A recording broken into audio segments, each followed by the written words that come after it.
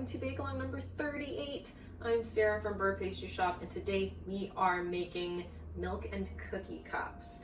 I thought this is our second to last Bake Along of 2020. I thought we should really get festive this year, and we need a twist. We need Santa to have a new treat this year. So I thought we should combine our milk and our cookies, and we'll make chocolate chip cookie cups. So milk and cookies.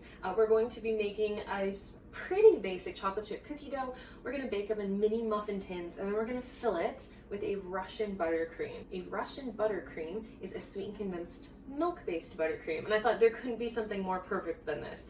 Cookies and milk. Needless to say, I'm very excited about this bake along today. Now, the way I thought we would twist up our chocolate chip cookies is we should use a brown butter, something a little bit nutty, a little bit sweeter, just like Santa himself. So get your butter going in a pan over maybe medium heat. Make sure you have a heat-proof spatula for this.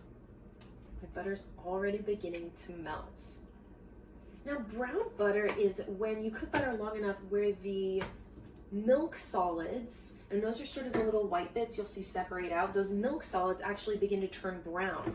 The aroma of the butter changes.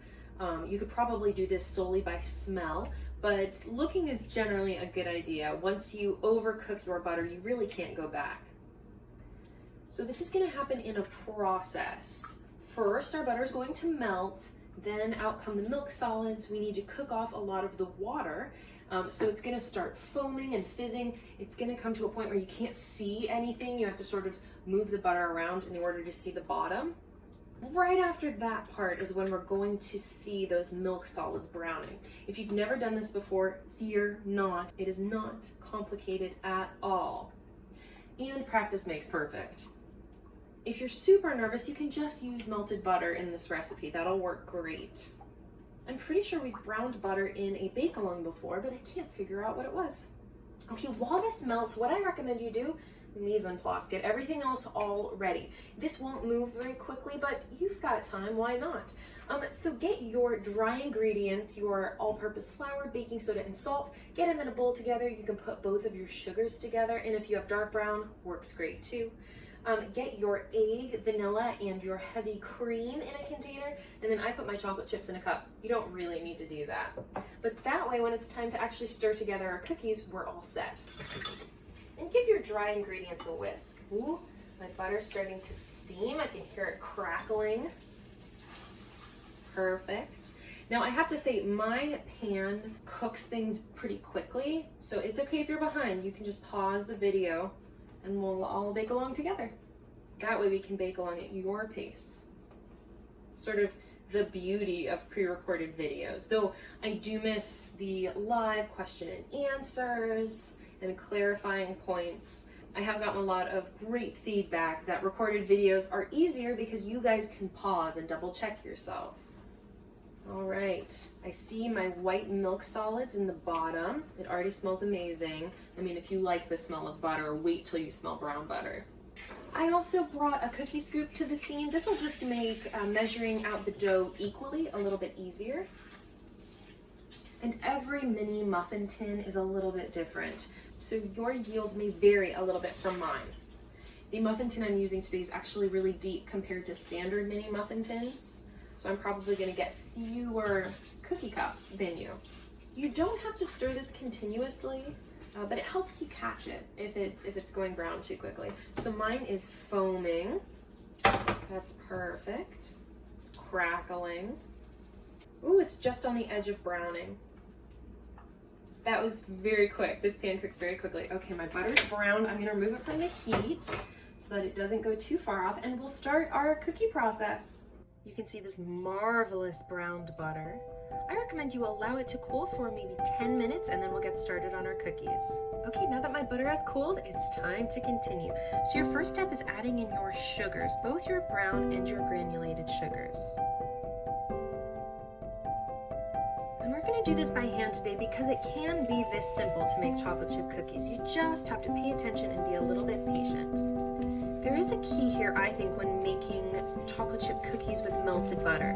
Now, the chocolate chip cookies I make and sell on beurrepastryshop.com uses melted butter. That is a melted butter recipe, but it can be very finicky, so you have to pay close attention. You want to mix your sugars and your butters until it becomes a little bit lighter and the butter's no longer just falling out the sides. So if I stop mixing, you'll notice butter pooling around the edges. We don't want that. We want to mix until the butter is no longer pooling. If you want to do this in a stand mixer, feel free to. You're going to use the paddle attachment. One reason I didn't tell you to bring a stand mixer today is because we actually will be using a stand mixer, but we need it for our Russian buttercream. And if you're worried about some chunks of brown sugar, I see a few chunks I have here, you can bring a whisk to the party. You can already see that this is becoming a little bit lighter, and everything will change once we add in our egg, dairy, and vanilla extract. Okay, now that these are well incorporated and lighter, we're going to add in all our liquids at once.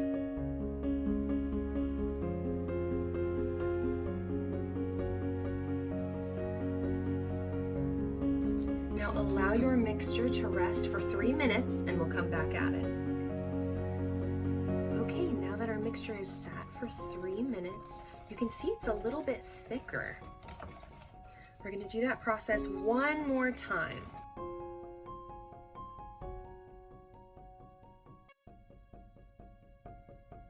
Another set of 3 minutes. Okay, our second 3 minutes are up. This is now nice and thick, and it's time to add in our dry ingredients. So you can add this in 2 parts just for mess's sake. This is our salt, flour, and baking soda. I don't usually sift flour for cookies, but that first bunch was so clumpy, I'm gonna sift in the second half. If you need to do the same, feel free. I really never make cookie dough by hand anymore. This is sort of glorious. A few recipes call for me to make it by hand, but for the most part, I don't. Excellent. Last up are chocolate chips. I'm using mini chocolate chips today.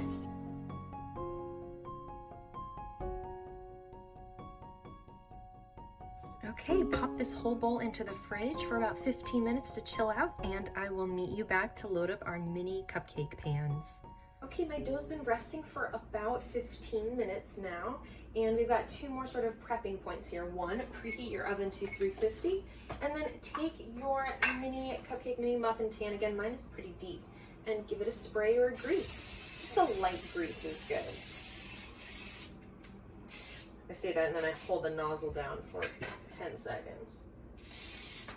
Okay. We're ready to scoop. Now I have a fairly large cookie scoop here. Actually, I might trade it out for a smaller one. And you don't need a cookie scoop. This is all just about making it equal. And don't forget, there is a leavening agent. There's baking soda in these, so you don't want to fill your whole tin.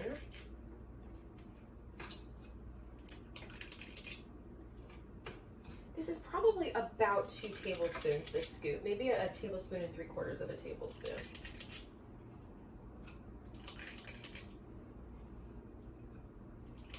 Oh, this cookie dough smells so good. I don't know who else out there, raise your hand, loves just all raw dough. I'm with you. I love it.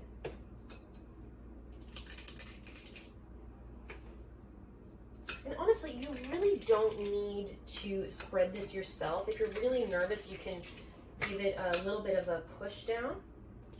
So I'm just going to take my thumb and put a little bit of pressure on the top. We're not looking for these to dome, and we're going to make an indent in the center of them after they bake. So these probably fill up somewhere between 1/2 and 3/4 of each of our little tins.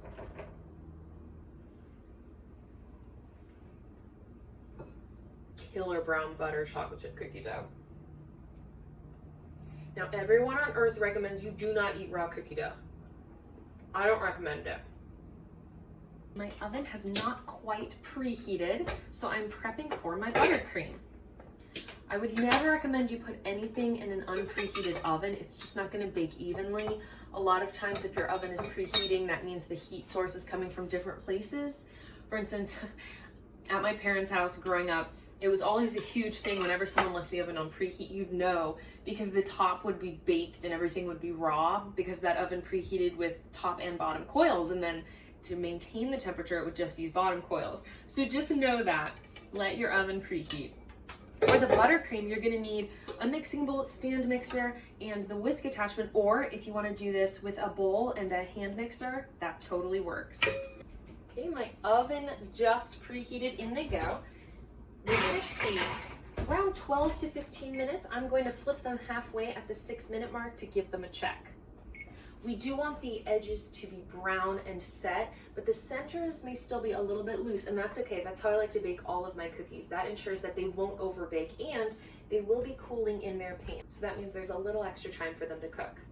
Now about this buttercream, we've gone through the stand mixer whisk attachment, and all you need for this buttercream just at its base is a cup of butter and a can of sweetened condensed milk. So your butter needs to be at room temperature. It's very important that these guys are all at the same temperature. So toss your butter into your stand mixer, and it's very soft. You need to pull your butter out hours in advance. I actually recommend the night before. It's just easier that way. Now I'm going to give you sort of an up close and personal view of this, but I want to go through the process. We're going to whip our butter really, really well. We want it to be super light, super fluffy, and super pale. And once it hits that, we're going to add in our sweetened condensed milk just a little bit at a time. 3 to 4 inclusions is sort of the norm for this type of buttercream. But we're also going to add a little bit of salt to taste, and then of course vanilla extract. Heavy handed on the vanilla extract. Let's get going. So we're going to start by whipping up our butter really well. Then we're going to add in our sweetened condensed milk in 3 to 4 inclusions.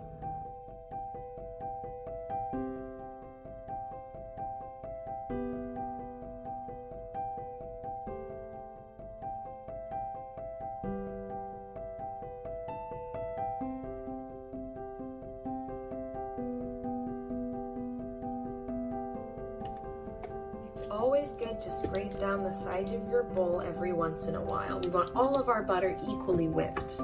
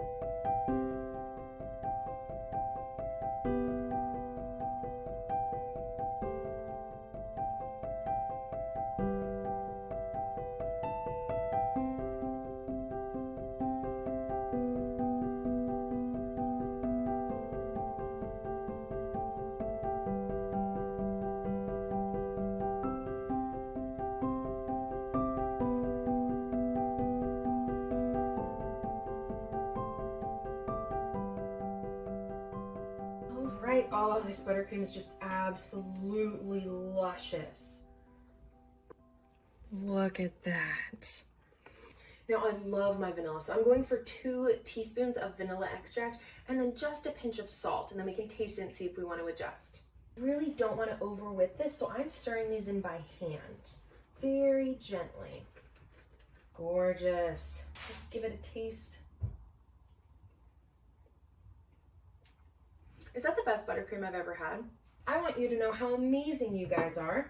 I'm pretty sure this is all true, though I might have forgotten. You've made Swiss meringue buttercream. You've made German buttercream. I'm pretty sure we've made American buttercream. You've probably made it before, if not. I think we've made Italian meringue buttercream. If not, you've made Italian meringue. And now we're on Russian buttercream. That's pretty great. You guys are amazing. So my cookies are maybe 5 minutes out of the oven. And this is where you want to take something round. I recommend a flat bottom. If you have sort of a pointed bottom, you're at risk of pushing too far through. You want to do this before your cookies are too cool. You want to add in that cup. So I just very gently widen the hole, and then we're going to allow our cookies to cool completely. After they cool is when we can pop them out of their tins. You want your cookie to still have some structure, but you also want to make sure you get this Russian buttercream in every bite. There are some items you can prep for our assembly time. So I have more mini chocolate chips to sprinkle on top of our cookie cups. I have some cute round red sprinkles, and then I'm gonna throw my Russian buttercream into a piping bag. I'm not using a tip on the piping bag, I just thought it'd be easier. You can use a sandwich bag, or you can just scoop your buttercream in, whatever you'd like.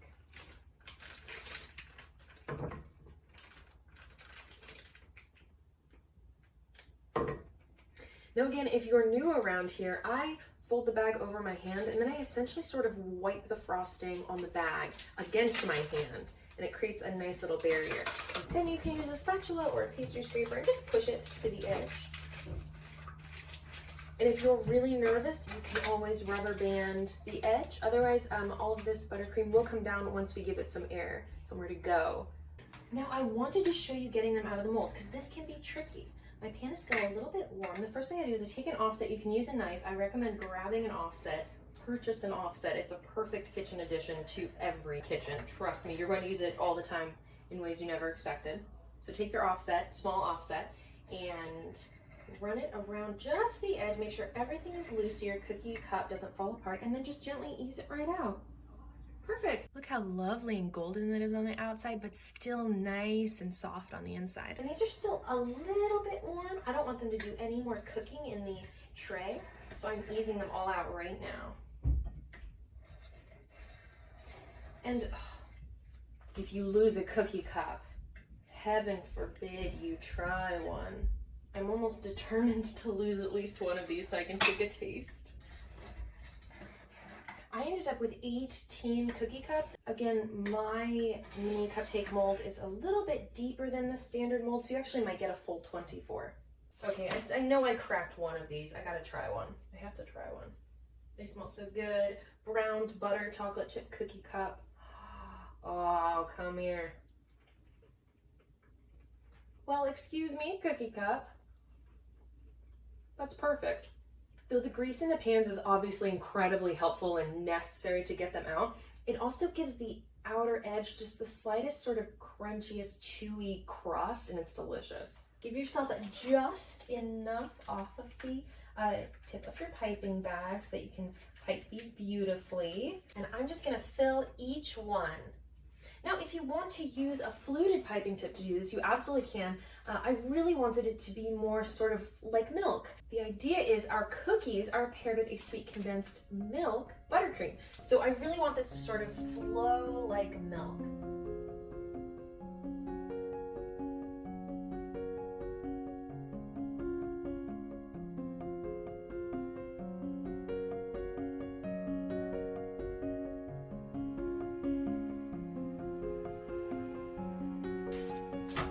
Now for some mini chocolate chips, just a few on each one.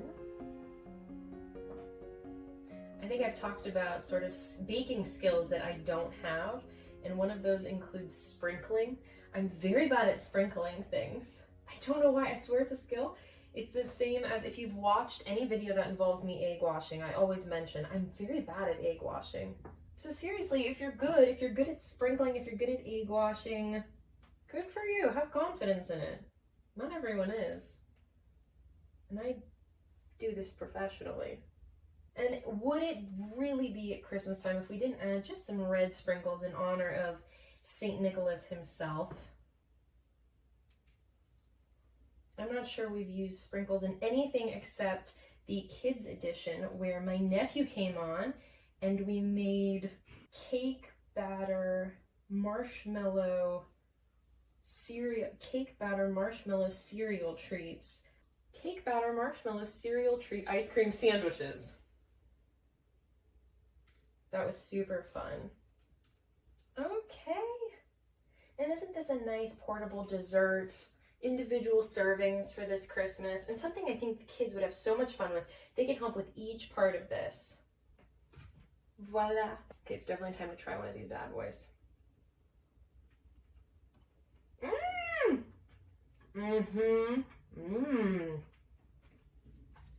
That really unfolds itself in a way I never expected. Each flavor. I think this recipe is going to be sticking around my family for a long time. Thank you so much for baking along. I've had such an incredible time these past 38 weeks. We're going to keep going. Next week, week 39, is actually our last week of 2020, and I'll be back that first weekend of January to bring you more recipes.